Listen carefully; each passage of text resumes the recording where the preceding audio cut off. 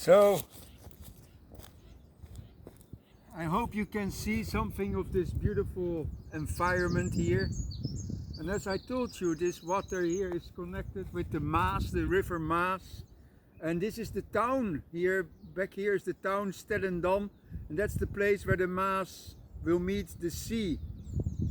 So I found this little shell here around one of the islands as well, and I offered a little bit of some sacred water that I have in here. Many elders have been praying with this water, and I have some more medicines in this bag. And it's also a little bit an Heyoka bag. You can see the black and white. So the Heyoka is the one during the Sundance. He is the sacred clown, and he does things backwards. He does things in a different way. And some people, you know, the people are sometimes afraid of the Heyoka because he does things differently. Let's talk about sacred clown. You know, the sacred clown, he is like a confrontation for the people. But at the Sundance, it's the sacred clowns that are allowed to bring the water. They carry the water on the Sundance ground, and they bless the people with the sacred water. So here the goose is giving the... I love this, the water birds giving their blessings to this video.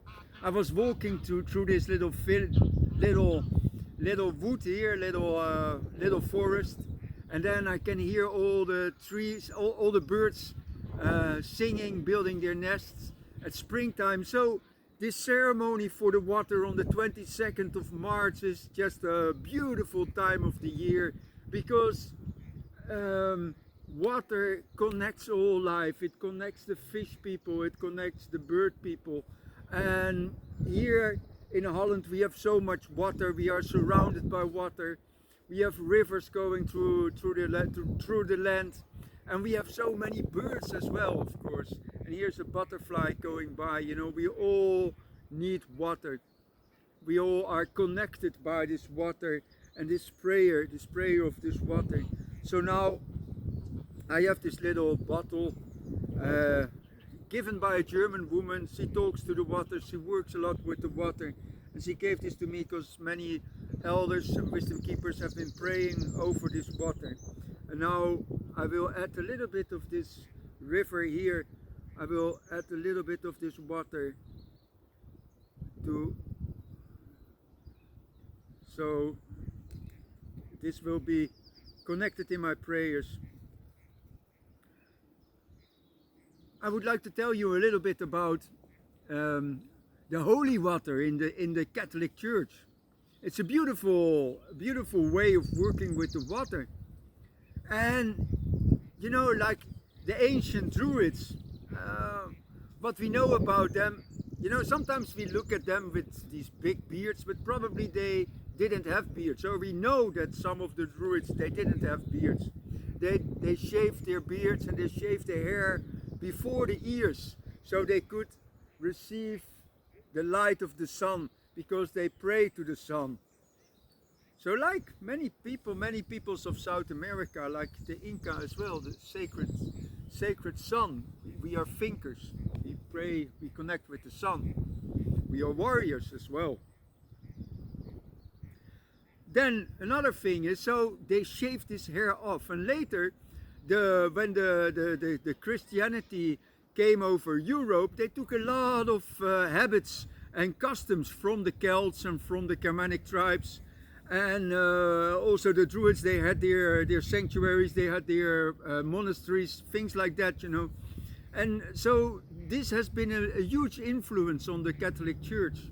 Also the holy water. The holy water, it comes directly from the Celts, because the Celts, they used to pray with the water, and they used to bless the land, and they used to bless their ceremonies using this water. Another thing, when you use water in ceremony, you know, most of our chakras, our energy centers of our body are activated by fire, by warmth, but not this one, not this one. This one is activated by water, by cold, really. So you push a little bit of water there, and it activates the third eye. Another thing about a lot of sources in the Netherlands and in the Celtic uh, areas, they were connected, they were seen as the tears of the Sacred Mother, the tears of the goddess. And that's why also many times we have, like, the sources had like this symbol, like this Vesica Pisces, these two perfect circles going over each other and forming this Vesica Pisces, which was also a symbol for early Christianity. But this Vesica Pisces, you see it in many traditions. But that was also the symbol for the sources, the water springs, like the tears from the goddess is the water coming from the source. So that's just a few things I would like to say about the water. Then another little thing I would really like to share, what has helped me a lot with this water. You know, we need to remember a lot of things. We need to remember we are part of the universe, and it's like a creator or the goddess is watching us, and we are watching, we are looking, we are seeing this creation all around us, and at the same time the creation is looking at us.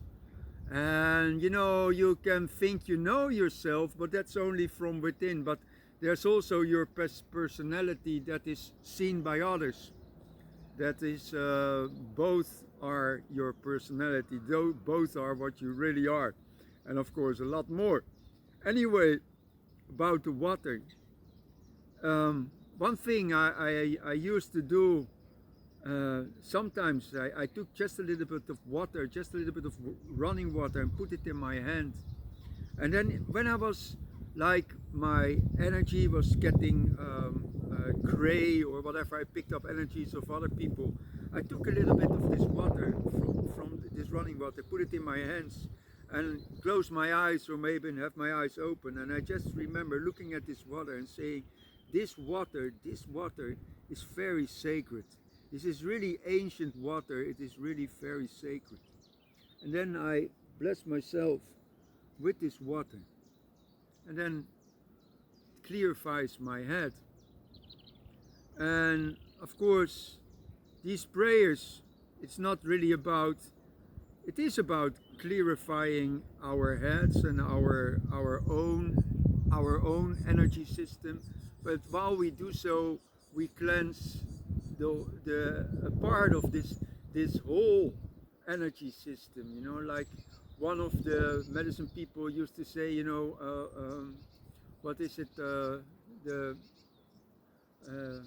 You know, it's all born in the head. It comes from within. Also, when things get dirty, but I keep on believing when humankind, when they get their minds together, when they really wake up, and that's not like wake up in an information kind of way. It's really a spiritual awakening we're talking about.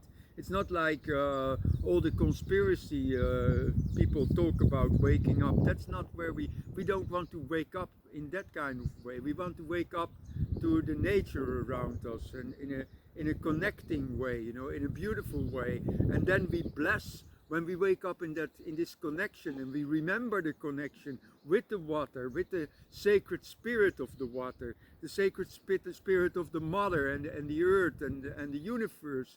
Then we also revive this all. And when we do this all together as humankind, you know, the world will change. There will be no more pollution, you know. It's easily cleaned at that moment, when we really understand the power of prayer all together. Okay, maybe I think I have to stop now, because when I start talking I don't know where to stop. So, so thank you very much for watching. And look at this beautiful place here. You know, there's a windmill there in the back, and when I came here, the goose, they all started flying, making their sound. It is really beautiful, beautiful place, good place for ceremony here. Okay, thank you. Bless you all. Grandfather, grandmother, I thank you for this day. I thank you for my life. I thank you for the water in our bodies. I thank you for the water on this planet. I thank you so much. I like to tell you one more story. This story I just learned last year, and it's a story from ancient Greece. Night is one of the most ancient goddesses.